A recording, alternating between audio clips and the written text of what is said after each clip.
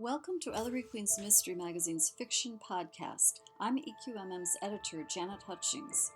This month's selection is an entry from our Department of First Stories. It's by a former prosecutor whose first nonfiction book, Painkiller: Catching New York's Deadliest Doctor, a memoir of a real case investigation and trial, is due out from Simon & Schuster in just a couple of months.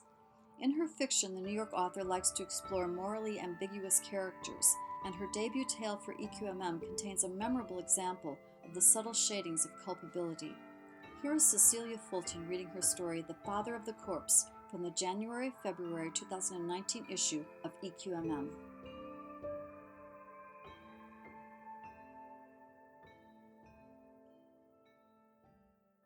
It took me a while to make the connection. He's just not a guy you would recognize easily.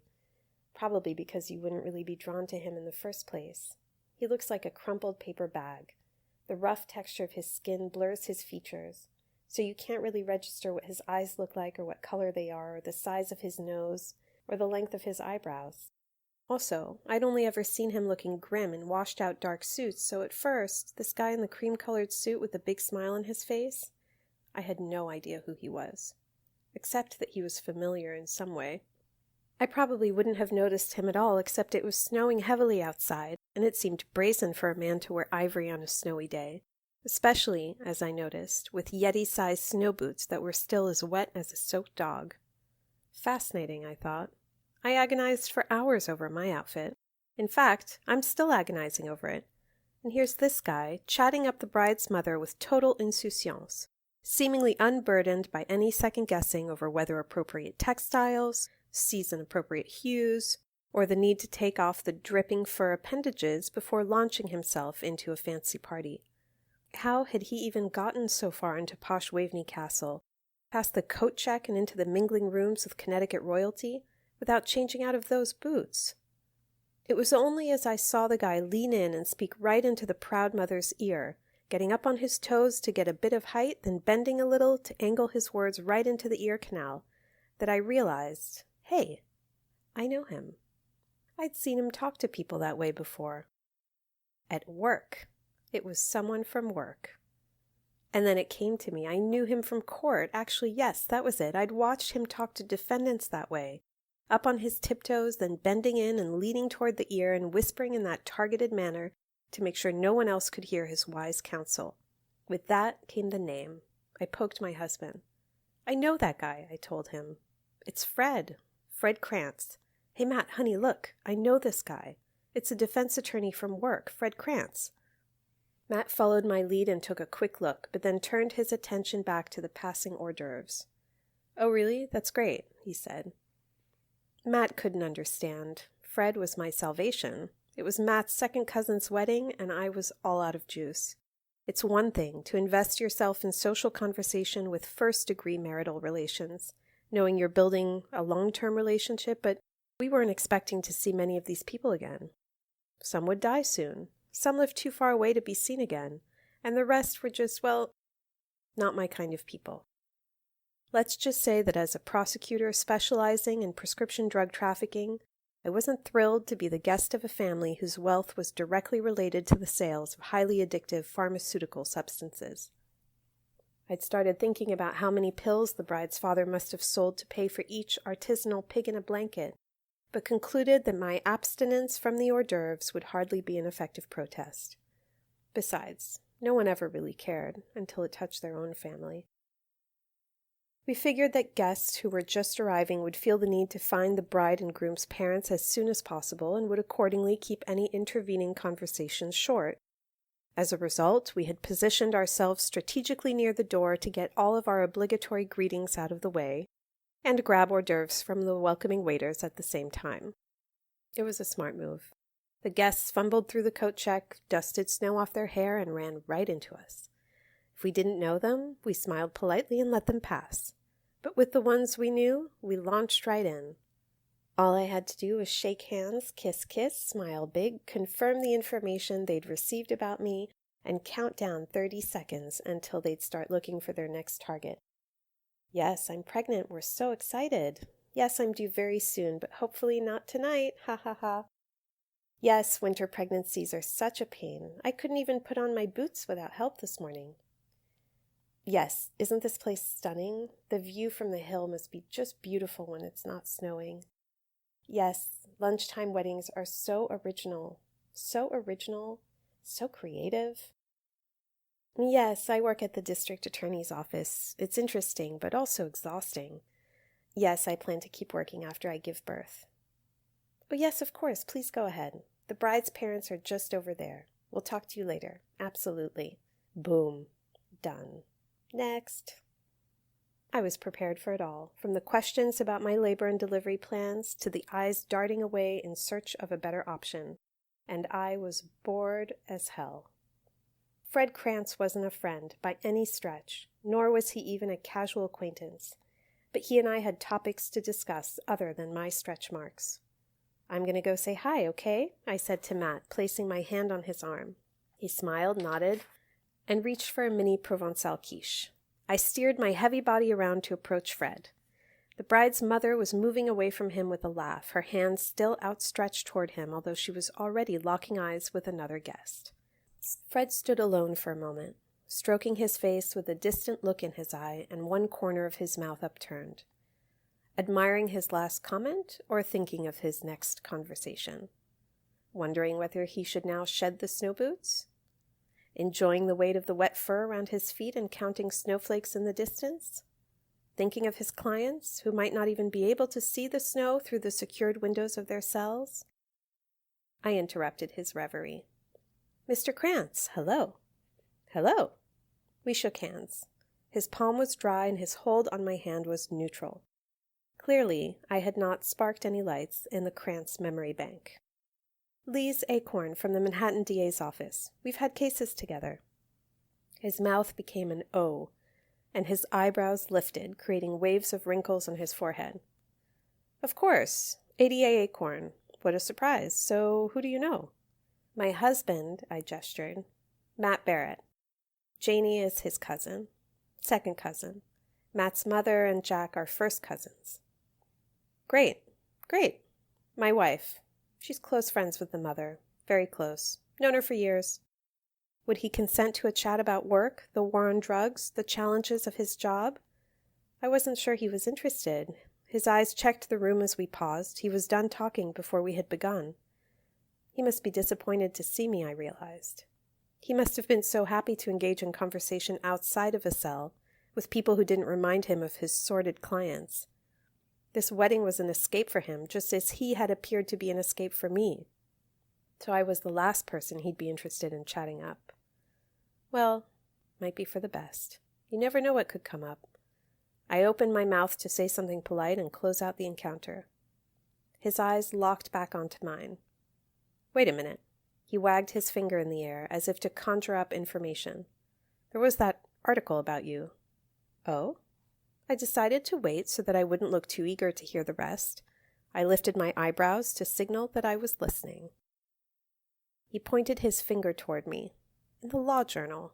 Didn't you get some award?" "Are you one of those people who read the entire law journal because it was really buried in there?" Fred shrugged. "Paper copy, every day. All the way. What can I say? I'm old-fashioned." "So, congratulations." "Thank you. You have to wonder with those kind of awards, the best under 40 category. I mean, will I still be special when I'm over 40? Fred looked at me with a squint. I don't follow. He wasn't in the mood for my musings. I reached out and patted his arm. "I'm not making sense, sorry. Must be the hormones. Anyway, thank you." "It was an interesting article, actually. What you said about your work." I couldn't remember what I'd said about my work. There was a silence. "Well," he said, turning abruptly, "good seeing you. Enjoy. See you inside." We were already inside, I could have clarified, but I couldn't hold this slippery fish. Maybe he meant inside the ceremony room? I waved and returned to my husband's side, where a lively chat was underway. Jack Normand, the bride's father, had gotten caught in a familial cluster, and everyone was giving their all. Thank you, he was saying to my in-laws, turning smoothly on the heels of his perfect caramel-colored leather shoes to gather well wishes and bestow elegant smiles. Matt turned to me and whispered, Jack's company's new drug was approved by the FDA. It's great news, apparently. Funny topic to be discussing at his daughter's wedding, I thought, but we all knew we had big pharma profit margins to thank for the venue, the food, and most likely the groom's interest in the bride.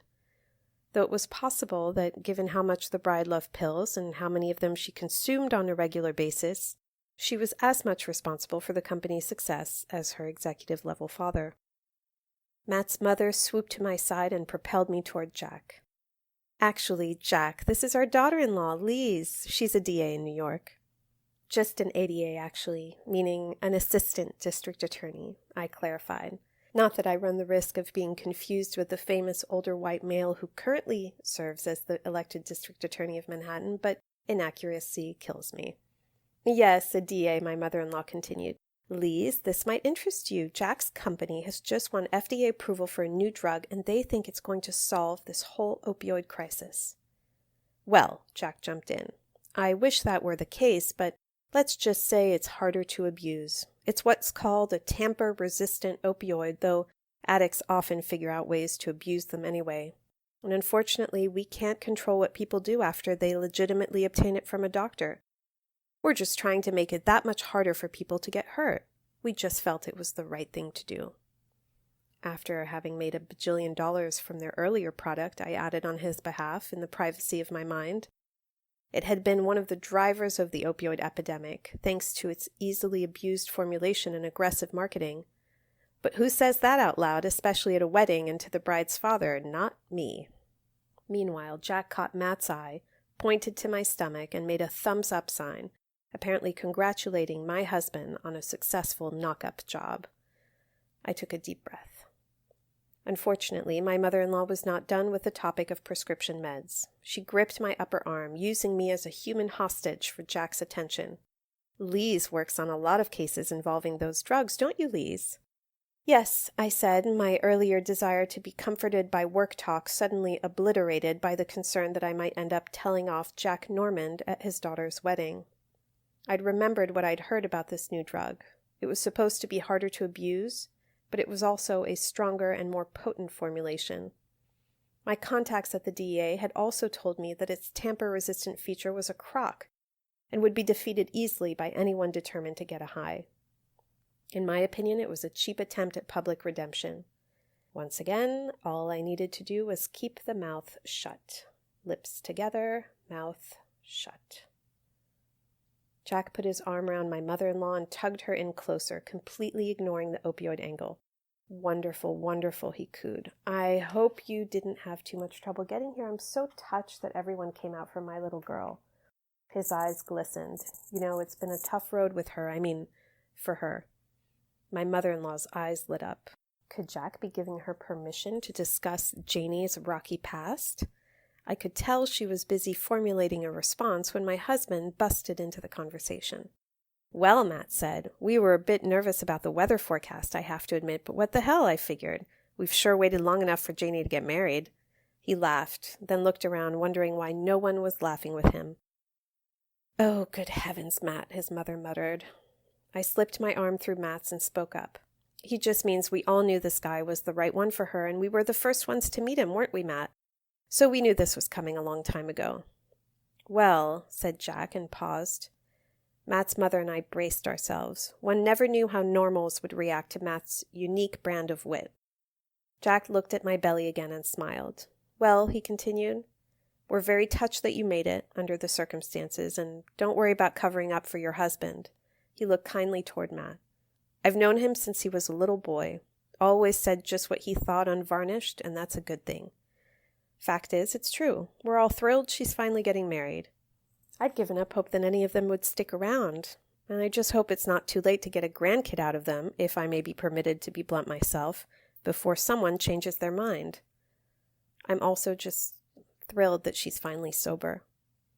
Matt's mother gasped, then broke out into exaggerated expressions of compassionate congratulations. She's sober? I asked. Sober like how? I looked at Jack. He hadn't heard me. I looked at Matt. He was busy talking. So, he was telling Jack, since we're all okay with me being honest and unvarnished, just to be safe, In case the weather gets worse, you're okay with us crashing here at your place, right, Jack? This place must have some extra rooms, and otherwise you guys live nearby, don't you? Jack smacked Matt's shoulder and laughed. Yes, of course, of course. In the waning seconds of Jack's attention, my mother-in-law grappled to retain him with talk of the snow and the romance of the storm. I watched as Jack slowly dragged himself away, with the determination and desperation of a man caught in a bog. There was no way to hold him back. Matt and I found ourselves standing blissfully alone. "Having fun yet?" he asked. You know what? My mother-in-law was right. It was romantic. From the warm Tudor interiors of the building, I watched the white mix swirl and streak outside on an indistinct landscape. There were fires burning in the gray stone fireplaces, and I'd managed to sneak a few sips of red wine. I just needed to let it all go now, try to enjoy the event.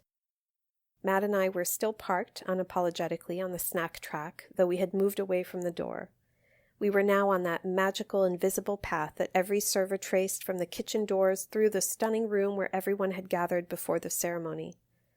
It was Matt's job to hail the servers, then mine to inspect and accept or pass, depending on the suitability of the food item for my condition. The hors d'oeuvres had reached their peak. We were deep in crab cakes, bacon-wrapped stuffs, and my favorite, satay chicken skewers. My umami senses were on fire. My anxiety was fading. Matt's first cousin, Rob, a 45-year-old surgeon, and his wife, Tess, a stay-at-home mother of twins, were openly conspiring with us to eat as much as possible. In our dark circle of humor, we'd already decided that we'd all be snowed in, and it was best to store reserves in our stomachs in case the staff imposed rations. It was also a smart hedge against a possibly inedible wedding dinner. You know, I bet no one would notice if I just stayed behind and occupied a few floors on the upper floor by myself for a few days, said Tess. What about your kids? I asked. I waved at Fred Krantz, who had appeared behind Tess. He was chatting with two old ladies, or rather, standing between them as they chatted. Tess laughed. Oh, you have no idea, do you? You're still in that phase where you think having kids is going to be great, but let me tell you, there is nothing more appealing to me now than the thought of being totally lost to everyone in a quiet room, just me hiding somewhere in this huge castle with no one screaming, "Mommy!" Her face contorted in an attempt at a humorous imitation of an annoying child. I'm sure my face contorted with the effort of keeping my mouth shut once again. I had no interest in secluding myself, especially not in an empty mansion rented to rich couples for fantasy weddings, knowing that the marriages would never last as long as the upholstery. More importantly, almost 8 months pregnant after years of failed attempts and heartache, I had no patience for this brand of humor. I still worried about loss every day. That's what happens when you get hopeful, get attached, and then you get hurt, over and over again. We all take different things for granted. For me, it had been having children. I had grown up in a house with 5 other siblings, and I'd assumed I'd inherit my mother's spectacular fertility. Not so. As far as I was concerned, Tess and her cynicism could go shove it. In that moment, I knew our friendship had hit its limit. And with this turn in the conversation, I'd reached my limit. My feet were killing me, and I needed some real food. In fact, it was time for this wedding to proceed, lunch to be lunched, and us to be on our way home. Looking outside once more at the white storm, I wished I could teleport myself into our apartment. Matt, do you think we might have trouble getting home? Maybe I could lay the groundwork for an early departure. He looked outside. We'll be fine. I'm sure it'll die down by the time we get in. Maybe you can check your phone, see what the forecast says? You always complain when I check my phone during events like this, he joked. Listen, we can't leave now anyway, but we'll be fine. I leaned in. When can we leave? Right after lunch. Okay. How about before dessert? I can't have dessert anyway. No, but right after they cut the cake, okay? Matt's eyes bore into mine with a serious expression. I can't believe I'm the one who has to tell you that it would be socially inappropriate to leave earlier. So ironic, I know. Can we renegotiate the departure time if the weather gets worse? Yes. How many hours could that be? I mentally tallied. Ceremony would take 45 minutes, depending on how many symbolic rituals the bride and groom had chosen to include. Lunch would take at least an unfathomable hour and a half, at the very least, since that would be the time for speeches. Would there be dancing before the cake? I reviewed several possible scenarios, none favorable to my dream of an early departure. I comforted myself with the thought that something unpredictable might happen to break up the monotony. Tess made one more attempt at conversation. "Did you guys see Janie? I couldn't believe she was letting everyone in earlier. And boy, was she wearing a lot of makeup." Before I could answer, the kitchen door swung open, and a server sailed through, platter in hand. I detected mini pizzas. Matt looked at me, I nodded. He hailed the man, and we raided his tray. "I was surprised," Tess continued. "I mean, isn't that bad luck to see the bride?" "Only if it's the groom. Besides, I get it," I said. "It's lonely up there. She knows we're all having fun. And she told us months ago that she wanted everyone to come bring her a drink so she could be sure to be nice and wasted for the ceremony." "Only way to go," said Tess's husband, as he downed a shot of vodka and plunked it down onto a passing waiter's tray. And then, right behind the waiter, there he popped up again, Fred Krantz. His body was scrunching up and down and jerking sideways as he cut into conversations and whispered in ears and laughed. I was impressed. He'd warmed up. He looked like a natural socializer. So dour in court, I thought, but so agile in society. Maybe he really cared about these people. Maybe this was a happy occasion for him. Krantz's current conversational companion was a beautiful brunette, tall, pale, with expressive eyebrows and short hair. She was wearing an indigo sheath dress, soft wool with a resplendent black leather belt. The tone and texture of the dress and belt were inviting to the touch, new, expensive, deep, and distinct. What could they possibly be discussing? I couldn't resist and excused myself from the group. At first, I circled them slowly like a pregnant barracuda, and eventually just lingered on the periphery of their conversation. One calculated small trip. Whoops! I'm so sorry. And I was in, as Krantz instinctively gripped my arm to prevent me from falling. "Thank you so much," I said. "It's so tricky to be in heels when my center of gravity is off." I smiled expectantly at Krantz and his companion waiting to be introduced. "Dr. Hendricks, this is Ms. Acorn," I said, saving Krantz. "Lise Acorn. Lovely to meet you." "Hello," she said with a cautious smile. "Are you also a friend of the bride's mother?" I asked. "Yes, well, not quite. I'm one of Jack's colleagues." "Dr. Hendricks is Director of Pain Management at New York Hospital," said Krantz.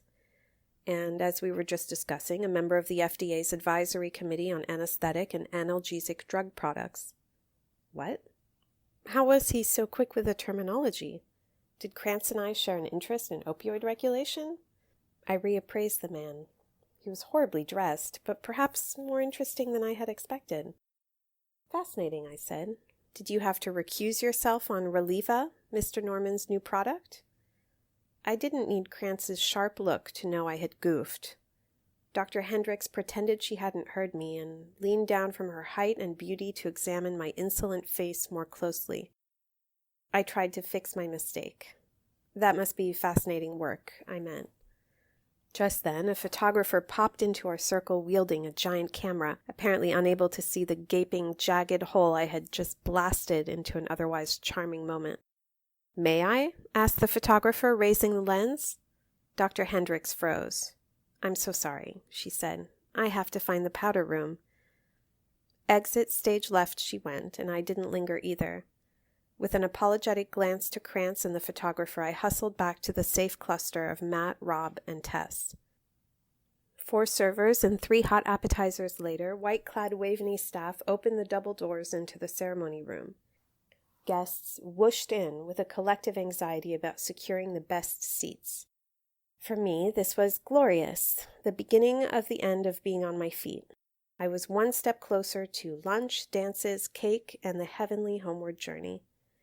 It almost seemed like fun now, the idea of donning our coats and boots, our future slog to the car, gossiping all the way home in snow traffic, moving further and further away from my gaffes. And so we sat, and sat. I moved my buttocks to the left and then to the right, and painstakingly crossed my legs one way, then the other, We had been among the last to get in and were stuck in the back of the room without any view of the bridal canopy. I caught a few glances of Dr. Hendricks seated near the front, head lowered, periodically turning toward the person to her left or right with a smile and a few words. Krantz was standing behind us, behind everyone. I think his wife had saved him a seat, as I could see her gesturing to him, but he waved her off. Perhaps he couldn't be bothered to sit still. I turned my attention from the guests to the staff and got a feeling that something was wrong. They looked distracted and confused, and a couple of them were holding their earbuds in more tightly. I looked at Krantz. His eyes locked on mine for just a second. I remembered our first trial together. The judge had messed up his instructions to the deliberating jury, and we'd both known immediately that it would be a mistrial. Krantz had given me that same look. Something's going to happen, he was telling me. Get ready. I excused myself and walked out through the double doors into the foyer. There was a hush as a group of waiters saw me and stopped chattering. I heard fast footsteps in the hallway. There was something wrong, something happening, something brewing. Someone spoke right into my ear. Seems like someone got cold feet. I turned, startled. It was Krantz. He looked at my belly. Gives you a good excuse to get up and leave the room whenever you want to, doesn't it? I think something happened. Me too, but what makes you think it's any of your business? I blushed, then got angry. Is it any more your business than mine? What kind of question is that? He tapped my shoulder. Okay. Don't get worked up. You and I probably have the same kind of radar.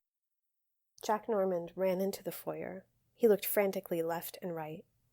My whole body went cold. Jack saw us and skidded to a stop. A doctor. We need a doctor. Fred, please. We don't have much time. A doctor and maybe the police, but EMTs, 911, whatever. Fred looked at me.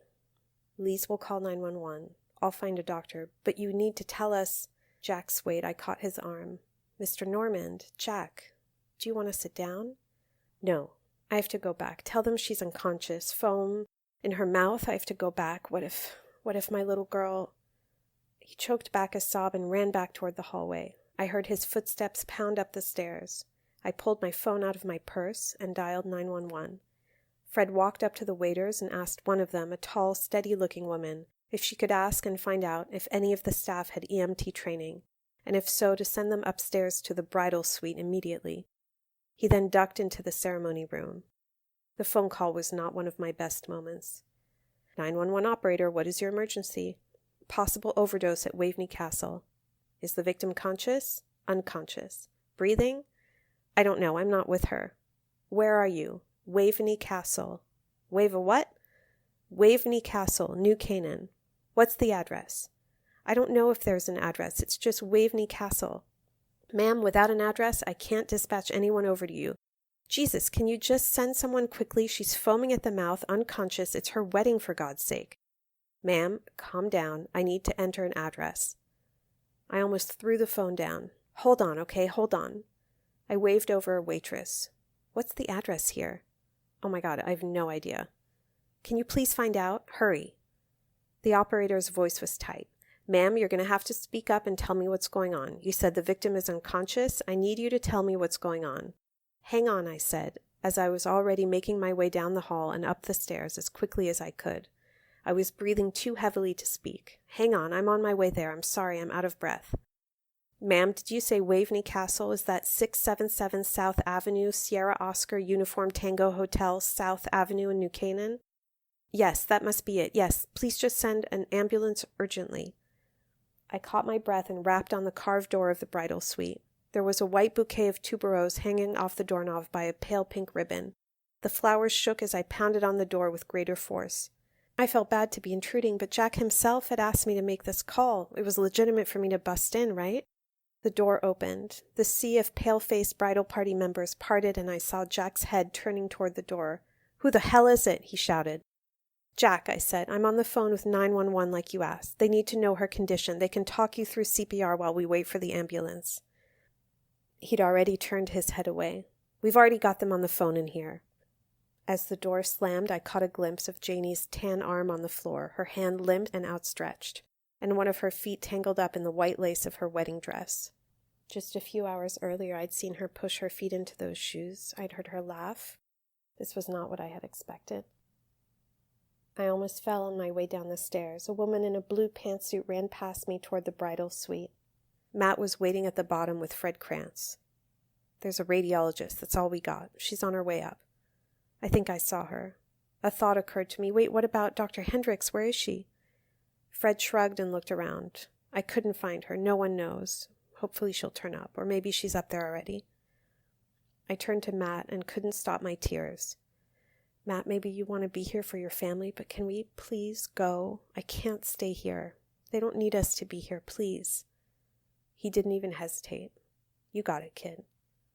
I didn't know if this was just a manifestation of his chronic disordered emotions and limited social empathy, but I didn't give a damn. If it meant all he cared about right now was me and my well-being, he was my hero. He took hold of my shoulder and pulled me in. Nothing we can do anyway, you're right. This isn't about us. He looked at Fred. Need a ride? Fred looked at me, then at Matt with an expression of genuine surprise. No, I'm staying. I'm not leaving till I know she's okay. Maybe he realized he was making us feel bad. He seemed to catch himself. He seemed like he was about to say something. But then he stopped himself and walked away without another word. Matt went to alert his parents as I got our coats. No way I was participating in that conversation. I knew we couldn't drag Matt's mother out of there. She was living a real-life drama. She'd never allow anyone to cut it short. And I guess she also cared about Janie. Though in my mind, if you truly cared, you'd leave the family alone in this case. 40 minutes later, we were barely past Stamford, caught in a trail of cars and a whirlwind of snow. The phone rang, and my mother-in-law's voice blared over the Bluetooth speakers. I didn't have time to turn down the volume before she screamed out the words, "She's dead, Maddie, she's dead!" I threw my hands over my ears and closed my eyes, but couldn't get away from it. Not the sobbing, not the questions, not the closed confinement of the car, not the slow unfolding of a family tragedy, not the image in my mind. I made darkness over my eyes with my hands, but I could still see Janie's outstretched hand. The baby came early, just 3 weeks later. It occurred to me that it was because of what happened to Janie, the shock, the emotions. But I managed to push it all out of my mind during the 18 hours of labor that preceded the delivery, and the first few hours that followed. I then found myself sitting up in my hospital bed, holding my newborn, running my finger across her tiny, pruny palm, when I thought of Janie's hand again, limp, lifeless, outstretched. I imagined running my finger across the skin of Janie's palm, which must have held some lingering warmth, but also the waxy weight of recent death. I shoved my daughter's hand under her blanket and dropped my head back against the pillows. When would it go away? Or maybe I should think about these things. There was birth and there was death. Sometimes the anticipated order of death was disrupted. I knew that only too well from my job.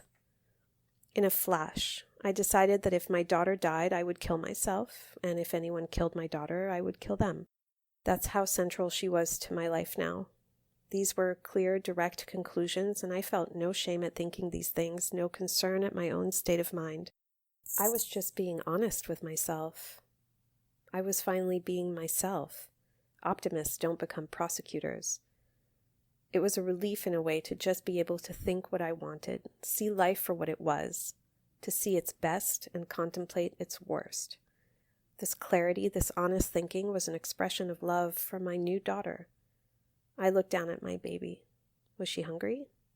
Because I could feed her. It was within my power to satisfy almost all of her needs. 24 hours later, I was in the same position, sitting up in bed with my baby in my arms, contemplating the miracle of her existence. She'd been taken out of the room for a checkup. I had slept a few hours. We had received a few visitors, but time felt like it largely stood still in the maternity ward. We were in the sweet spot of life, the two of us in our sterile hospital gowns and blankets, one big and one little, codependent and connected, safe and secluded. I felt like we could stay this way forever. This was the moment I would choose to live in forever. There was a knock on the door. I didn't recognize this doctor. He wasn't wearing a white coat. "Yes?" I asked. The man waved. "How are you?" I'm sorry, I said. You are... The man looked startled, and his face changed. I thought I recognized him, but it didn't make sense. The light from the window hit his skin. It was dry, almost crumpled. My lungs suddenly felt empty. Why was he here? Fred?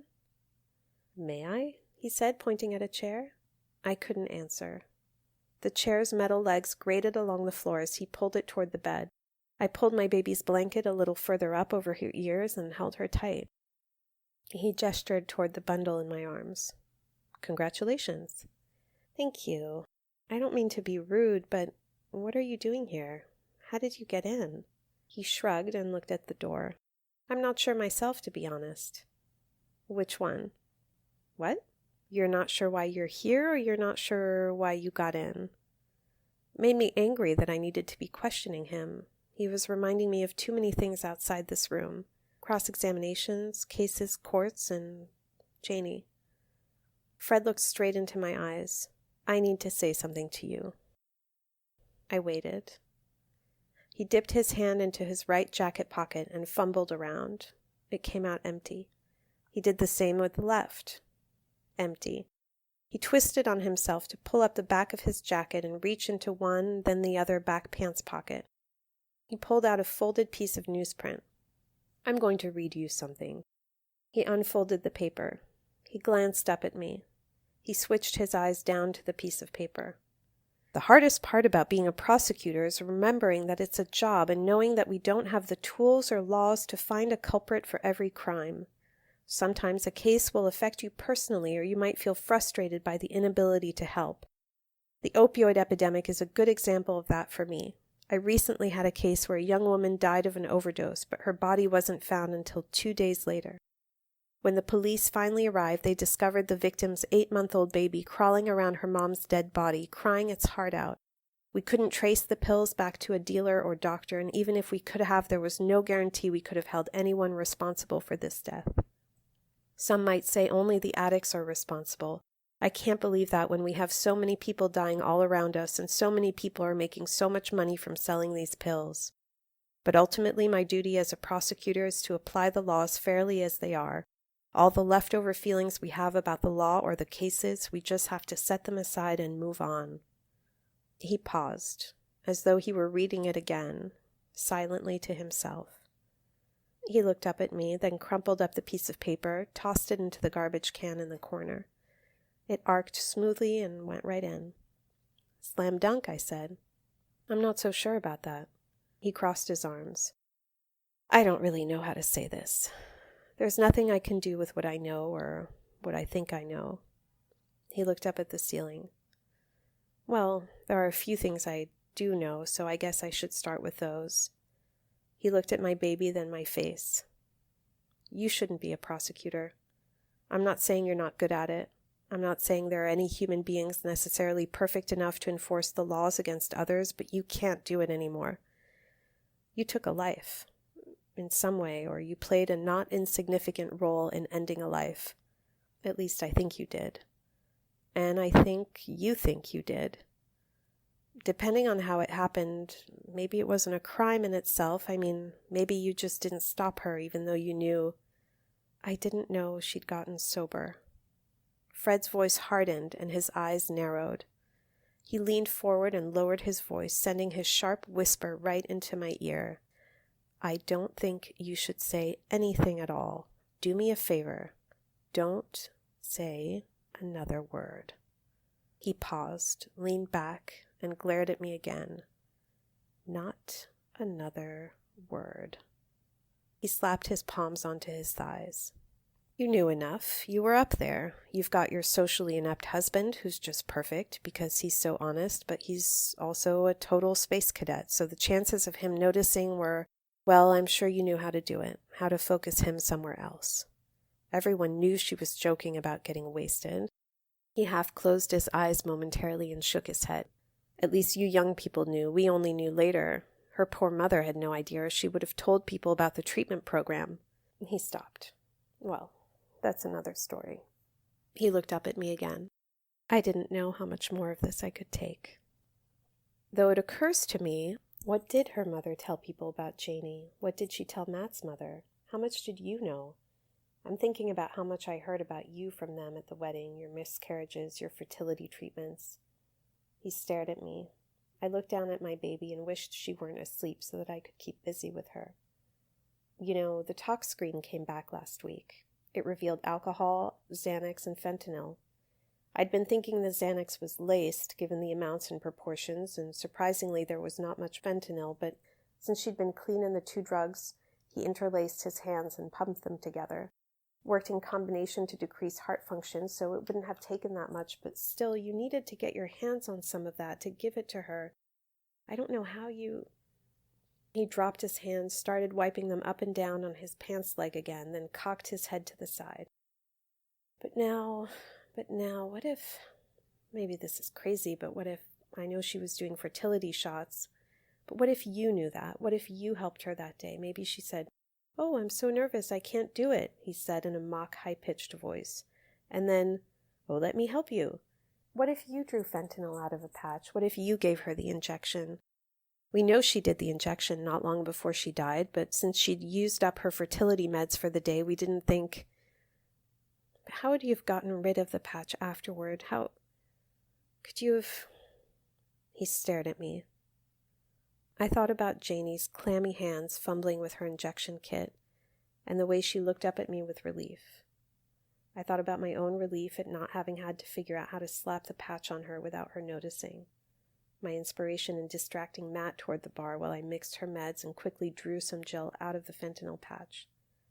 The familiar tap-tap on the syringe, the warm pinch of her tummy skin, the feeling of letting go, that feeling of, here goes, as I pressed the plunger, that feeling of not wanting to kill her, but having felt like someone deserved a lesson, some confusion, maybe a mild scare at worst.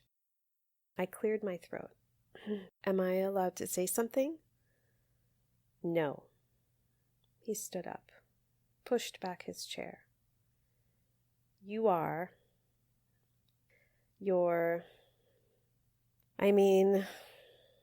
He opened his hands, palms up, in a gesture of wonderment. What am I supposed to do? I have nothing. Nothing except what you said in that interview in my gut. And it happened that I'd heard about that case of that woman with her baby because it was handled by someone at the medical examiner's office who, as it turned out, did a sloppy job of handling evidence, okay, more than sloppy, and was in fact turning around and selling drugs that were recovered at overdose scenes. So given the right set of circumstances, you might have been able to get yourself something. That person is now my client, which is how I know, and which is one of the reasons why... He put his hands out in front of him. One wrist crossed over the other. It's tricky. I could ask. I could follow up. But it's tricky. And I don't have anything else, so there's that. And there were a lot of people up there with her that day, and there's the Xanax. Where did that come from? And your family. What am I supposed to do, except tell you to think about your life and ask for your resignation on behalf of the people of the state of New York? Though frankly, if it's what I'm thinking it is now, it's so much worse than I thought. So much worse. Maybe I'm the one committing a crime right now, but because I came here, something else has happened too as a result, and that is I've got her, he pointed to my baby, to think about, not just the other girl. He walked to the door. You're just an old man, I said. Fred Krantz looked tired. Let me tell you something. When they grow up, however bad they've been, they still feel to the parents like she feels to you now. Like this. He crossed his arms over his chest and hugged himself. Head down, eyes closed. Always. He left, and I never saw him again.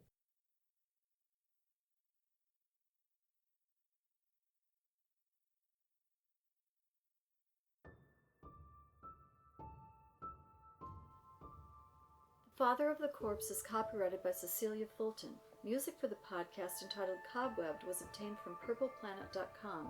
Mixing for the podcast was done by Jackie Sherbo. You can subscribe to Ellery Queen's Mystery Magazine, where you'll find more stories like this one by visiting our website at www.elleryqueenmysterymagazine.com.